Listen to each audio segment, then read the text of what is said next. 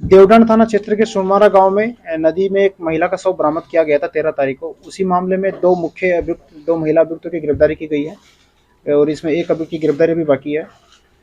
13 तारीख को देवडन थाना में सूचना मिली थी कि सोनमारा के पास एक महिला का शव गड़ा हुआ है।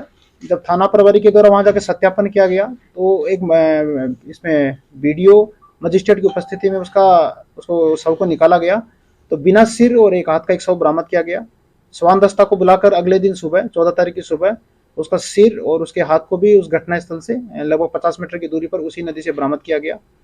घटना स्थल पर कुछ जो संकलित साक्ष्य है उनके आधार पर अन्य वैज्ञानिक और तकनीकी साक्ष्यों के आधार पर कुछ लोगों का सस्पेक्टेड मूवमेंट हम लोगों को घटनास्थल के आसपास मिला। उसी के आधार पर कुछ लोगों को पूछताछ के लिए थाना लाया गया। पूछताछ के क्रम में एक महिला ने स्वीकार किया कि उसका पति संजय राय जो कि बांका का रहने वाला है, ये महिला भी बांका की रहने वाली है, उसका पति बांका थाना क्षेत्र का रहने वाला है। 4-5 साल पहले सिकंदराबाद में काम करने गया था। वहीं पर एक लड़की देविका जो कि उड़ीसा की रहने वाली, राउरकेला उड़ीसा की रहने वाली है, उसके साथ उसका प्रेम प्रसंग हो गया था और लगभग 3 साल पहले उसने उससे शादी कर ली थी। कुछ दिन पहले छठ पर्व के आसपास जिससे शादी की थी उसने उसको लेकर अपने गांव आया था। इसी बात को लेकर इसका अपनी पत्नी के साथ विवाद होने लगा, झगड़ा होने लगा। तो इन्हीं सब चीजों के आधार पर दोनों ने पति पत्नी ने मिलकर और अपनी बहन के साथ मिलकर जो कि सोनमारा की रहने वाली है, यानी जो ये महिला अभियुक्त और संजय राय है, इसकी साली सोनमारा में उसका ससुराल है।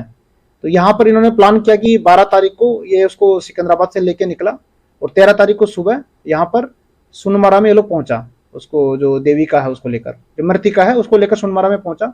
वहां पर इसकी साली है उसके घर पर इसने योजना बनाई कि मतलब पहले से इनका प्री प्लानिंग था कि यहाँ पर इसका मर्डर किया जाएगा। तो शाम को लोग खाना खाने के बाद उसको नदी की तरफ लेके गया। वहां पर पीछे से 3-4 उसको जो हेवी एक लाठी है उसके सिर पे चोट मारी, 3-4 लाठी मारी तो वो गिर गई, अचेत हो गई। उसके बाद में एक जो हसिया है उसका गर्दन काटा और उसका फिर पहचान छुपाने के लिए, चूंकि उसका हाथ जो दाहिना हाथ है उसमें उसका गोदना से कुछ अंकित था, तो उसको पहचान छुपाने के हिसाब से उसका हाथ को भी काट दिया और उसको ब्लेड से उसको कुतर दिया ताकि उसका नाम पता नहीं चले। तो काफी शातिर तरीके से उन्होंने क्राइम किया था। उन्होंने सोचा था कि किसी भी तरह से इसकी पहचान नहीं हो पाएगी, क्योंकि उनको पता था कि जो मृतिका है वो उड़ीसा की रहने वाली है, उसको यहाँ पर कोई ढूंढेगा भी नहीं। इसलिए हम लोगों के लिए बहुत मुश्किलें हुई।